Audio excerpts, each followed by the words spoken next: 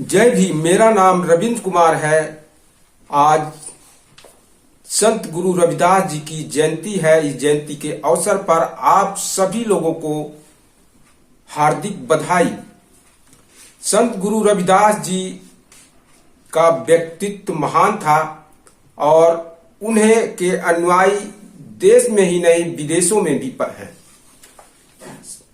संत गुरु रविदास जी ने आडंबर और कुरीतियों के खिलाफ लोगों के मनों को झकझोरने का काम किया। साथ ही साथ जात व्यवस्था और बड़ व्यवस्था पर जबरदस्त प्रहार किया। गुरु रविदास जी का जन्म विक्रम संवत 1433 में माघ पूर्णिमा के दिन क्षीर गोवर्धनपुर गांव में वाराणसी में हुआ था।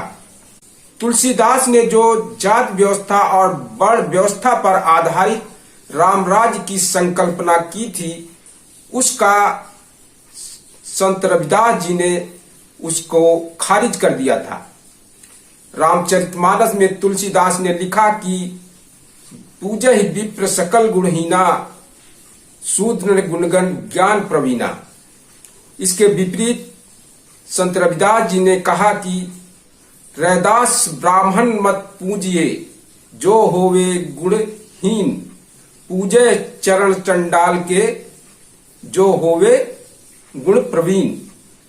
इस तरह से उन्होंने गुण पर आधारित जो जिनके अंदर अच्छे गुण हैं उनको ही पूजने का, उनको ही सम्मान देने का उन्होंने कहा। साथ ही रविदास जी ने गुलामी को भी उन्होंने पाप माना है। कहा कि पराधीनता पाप है, जान लेहू रे मीत।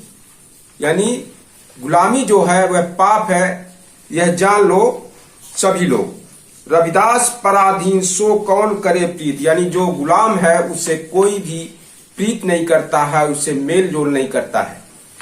इसके साथ ही उनका आंदोलन शिक्षा को लेकर भी रहा है।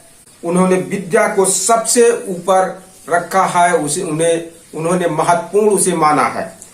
वह कहते हैं कि अच्छी शिक्षा प्राप्त करने के बाद ही ज्ञानी लोग बन पाते हैं और ज्ञान प्राप्त करने के बाद ही सम्मान मिलता है। उनका यह भी कहना है कि जो विद्या लोग प्राप्त करते हैं वह अच्छी शिक्षा प्राप्त करें और सदाचार यानी सच्चा ज्ञान प्राप्त करें। वो कहते हैं सिद्ध विद्या को पढ़े प्राप्त करे सद्ज्ञान। रविदास कहे बिन विद्या नर को जाने अजान। यानी जो अच्छी शिक्षा प्राप्त करता है, सच्चा ज्ञान प्राप्त करता है, उसी को लोग सम्मान देते हैं।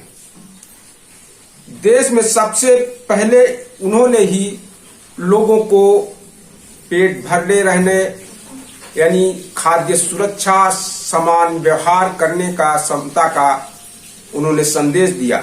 उन्होंने कहा ऐसा चाहूं राज में जहां मिले सबन को अन्न, छोट बड़ो सब सम बसे रविदास रहे प्रसन्न। यानी ऐसा राज्य होना चाहिए जहां सभी का पेट भरना चाहिए और सभी लोग मिलजुल कर समान रूप से रहें। और साथ ही साथ वह लोगों को संगठित भी रहने के लिए कहते हैं। सदगुरु महाराज कहते हैं कि सभी लोगों को संगठित रहने, एकजुट रहने के लिए बात भी कहते हैं। सत संगत मिली रहियो माधो। यानी सभी लोग मिलकर भाई साथ रहिए। जैसे मधुमक्खीरा, जैसे मधुमक्खी साथ में एकजुट रहती है, उसी तरह सभी लोगों को एकजुट यानी भाईचारे के साथ रहना चाहिए। संत रविदास जी के बारे में कहा जाता है कि उनकी लोकप्रियता जब बढ़ रही थी, उनकी शिष्यों की संख्या बढ़ रही थी, तब वहां काशी के ब्राह्मण उनसे बैर रखने लगे थे। फिर भी संत रविदास जी कुरीतियों और आडंबर पर प्रहार कर रहे थे। पंडित पुजारियों की ओर से लोग विमुख होकर के उनके शिष्य बनने लगे थे। ब्राह्मण उन्हें अपमानित करने के लिए उन्हें मौका ढूंढने लगे और उन्होंने सदगुरु महाराज के सामने शास्त्रार्थ करने की चुनौती दे डाली।